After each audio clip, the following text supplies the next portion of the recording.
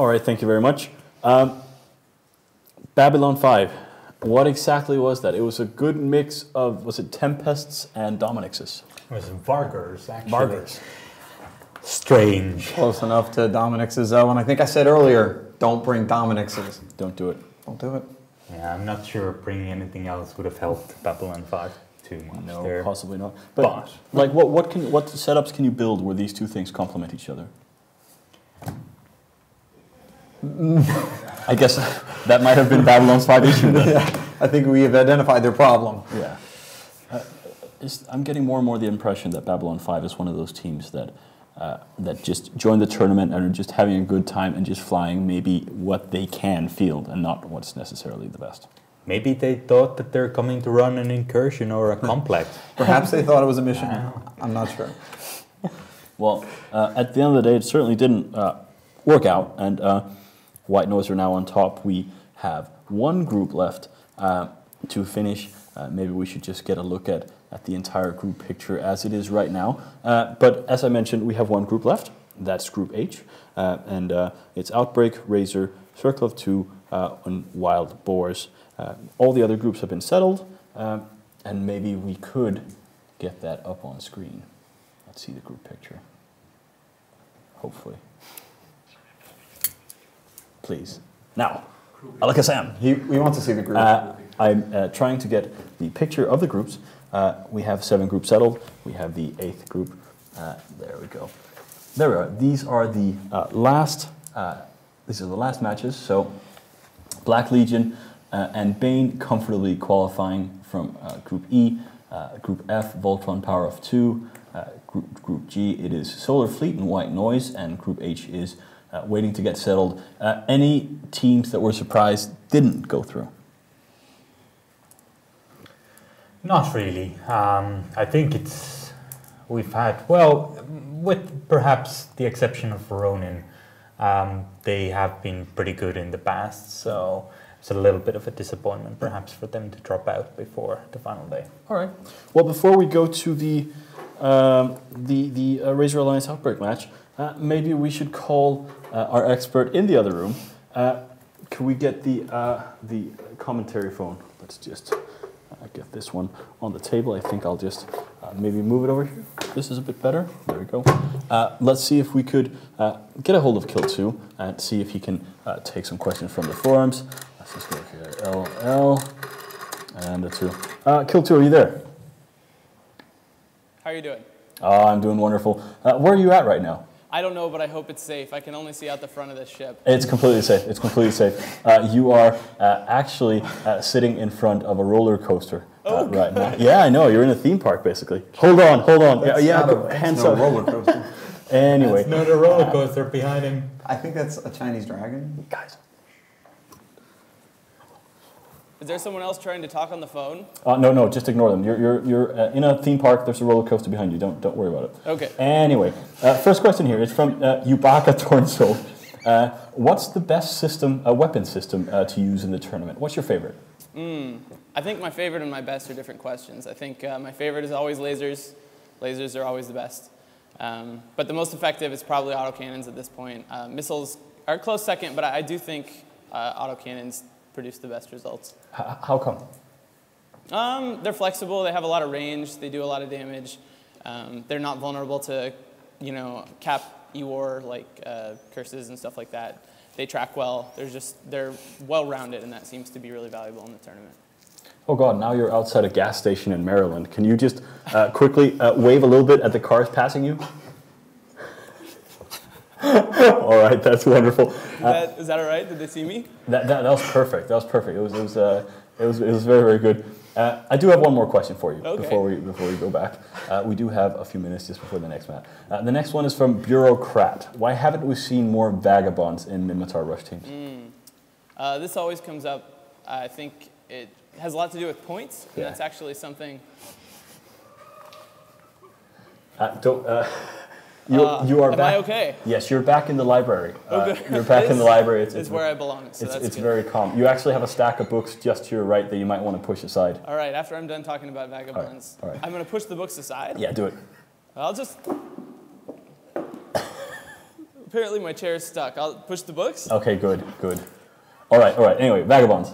Vagabonds. I think for now the points have a lot to do with it, and that's something I hope we get changed eventually, bringing points down a little bit. Maybe we'll see more of them.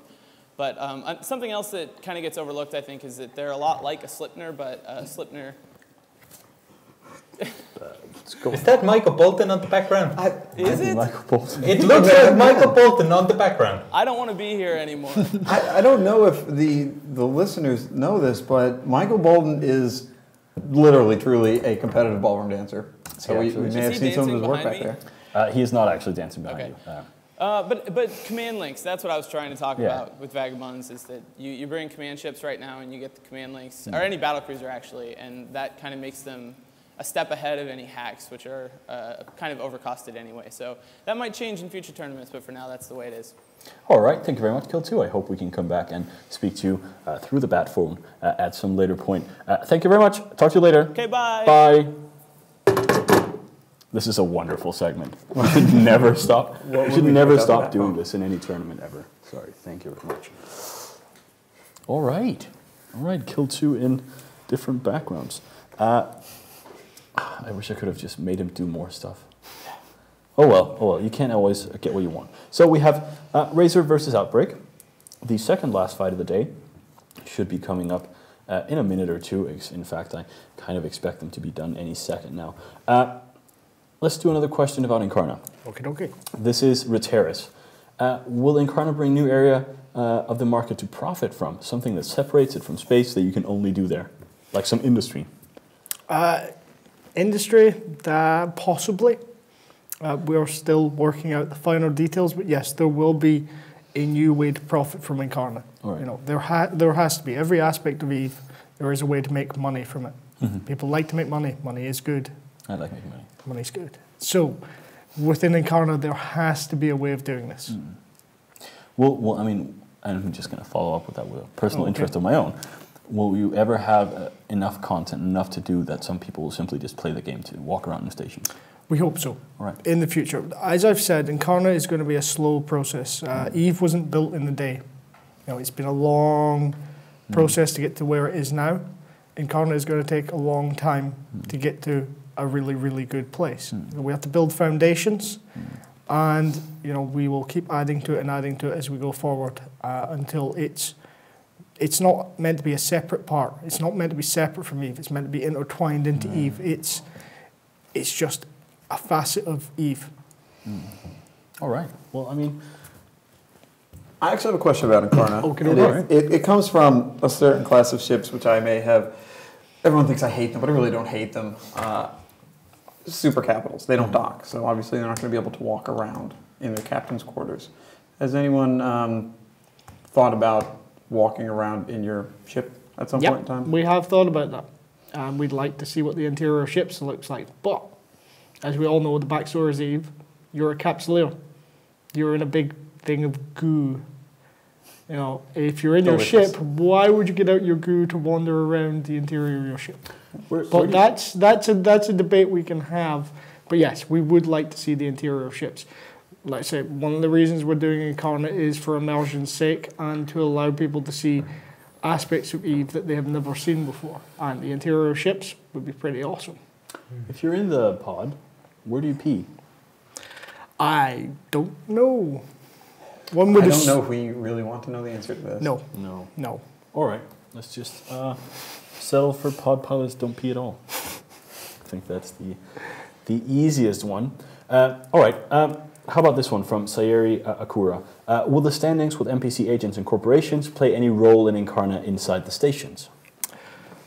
That's a good question. Yeah, possibly. Right. There you go. That's all I can really say.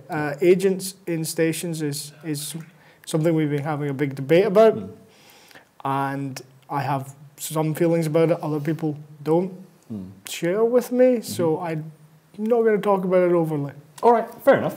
The match is ready anyway. It's Razor Alliance versus Outbreak. Razor looking to solidify their place in tomorrow's matches. Mr. Sastro. I think Outbreak has been pretty dominant so far. I'm going to go with them. While Outbreak has been good, this is probably a do or die for Razor Alliance because of the threat of metagaming in the next match. So I think Razor is going to go with all guns blazing, and I wouldn't be surprised if they win. So I'm going to put mine on Razor. But when we're talking about metagaming, won't Circle of Two know I'm being bad at math? What say you, Flying Scotsman? I'm going to go with Outbreak because I quite like their name. I think I might go with Outbreak as well because I think they're the better team.